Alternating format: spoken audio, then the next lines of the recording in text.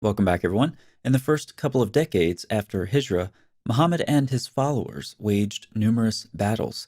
When summarizing this formative period, it's common to hear the assertion, Islam was spread by the sword. But is this true? According to the primary Arabic sources themselves, perhaps surprisingly, the answer is no. To understand why, let's consider the difference between these two statements against the backdrop of the first 2 decades AH. First, consider the statement, Islam was spread by the sword. In typical usage, this entails that early Muslims waged war for religious reasons. The religion of Islam was their primary motivation. That was for the better, according to many Muslim apologists, because the religion of Islam is true and liberating. It's for the worse, according to critics, because it creates insurmountable ethical and theological problems. However, notice a very important assumption implicit in this first statement. It assumes the Islamic component from the very beginning.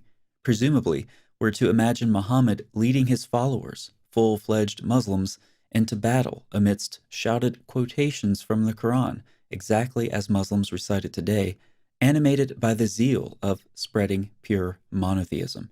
The second statement, the early expansion of the Arab Empire enabled the spread of what we now know as Islam, is much more careful historically. It allows for an expanding Arab empire apart from religious motivations, at least initially. But it also acknowledges the spread of Islam over time throughout the conquered lands. Finally, the second statement reflects what the primary Arabic sources actually say. Let's look at a case study.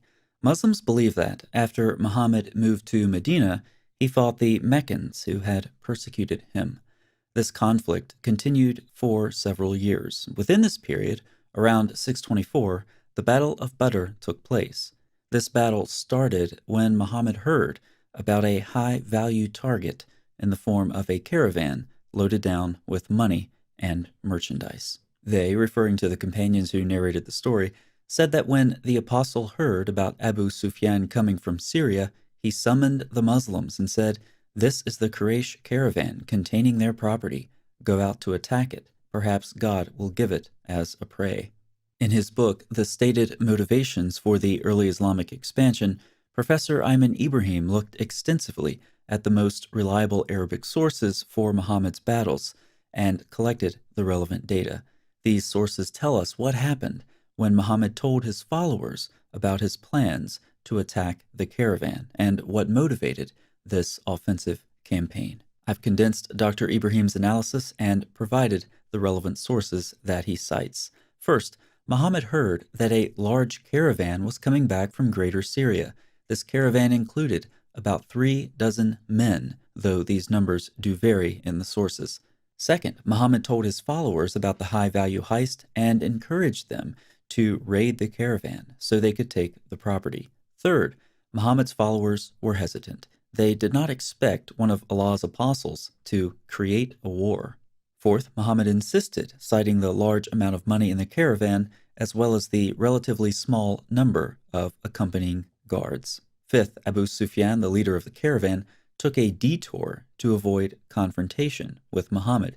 Sixth, the Meccans did not want to fight Muhammad.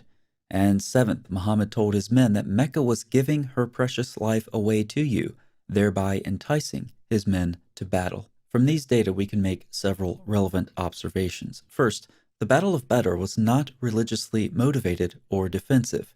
Ibrahim comments, the battle cannot be viewed as a Muslim defensive war or as a war for the sake of proclaiming the Muslim faith. In the traditional accounts, there is no mention of an incursion against the Muslims by the Meccans, nor is there a reference to the soldiers proclaiming their new message to their Meccan enemies.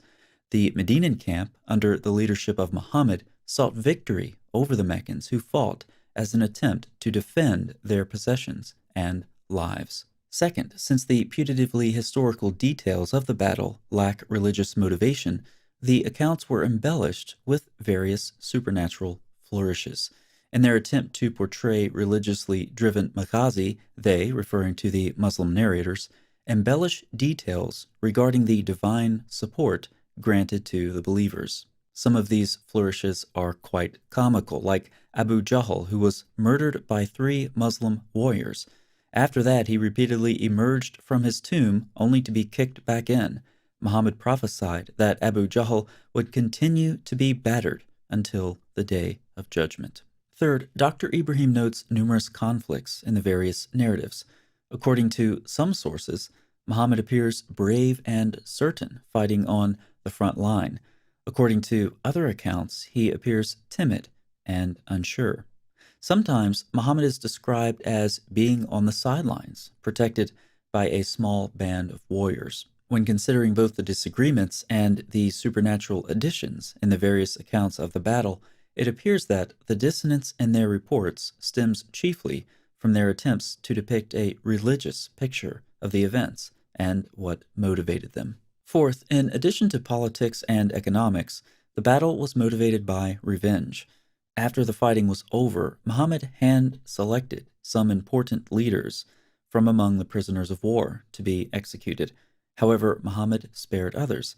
In this case, it wasn't a massacre, it was strategic. The overall portrayal suggests a tribal combat driven by political measures and economic interests, rather than faith proclamation or a preventative battle for self-defense. And of course, after the battle, there were disputes over spoils of war. And of course, Muhammad had a solution. The Prophet, in a wise decision, waited until he entered Medina to distribute the spoils. At that time, a revelation from Allah is reported to have come down, instructing that the spoils of war be given to Muhammad himself. Ibrahim notes that this revelation conspicuously has nothing about proclaiming a religion to the pagans. It's all about the spoils of war. Then he continues, this reflects clearly that the spoils of war took a higher priority over any traditionally claimed religious zeal. In Ibrahim's analysis of these battles, he sees a repeating pattern: politics, economics, revenge, but not religion. He summarizes, concerning the early raids before Badr, there is no textual evidence in the classical Muslim narrative that these expeditions aimed at converting pagans to Islam, or even preaching it to them. At Badr, the believers appeared to seek revenge on the Meccans who had expelled them from their homeland. After Badr, the believers sought the spoils of war and the ransoms paid by the Meccans. This suggests that the believers sought power and resources rather than the conversion of the Meccans to Islam. Professor Ibrahim's study exposes the motives of the battles fought during the period of 622 to 641. We've seen one example. The motives range from politics to money to revenge. Neither defensive battle nor the spreading of religion were in the picture. The absence of Islamic motivations in these early decades is conspicuous. For those who take a critical approach to early Islamic history, it's not surprising. Islam, as we know it, was a later creation, redacted anachronistically back onto this early community of believers. For traditionalists, this raises substantial problems. They have to explain why Islamic elements are lacking in these battles, contrary to the narratives of Muslim apologists and scholars. Or they can simply ignore what their own texts say and continue to claim early Muslims fought either defensively or to spread the light of Islam. But of course, when they do this, you now know that they're either ignorant or lying. Thanks so much for watching. I'll see you next time.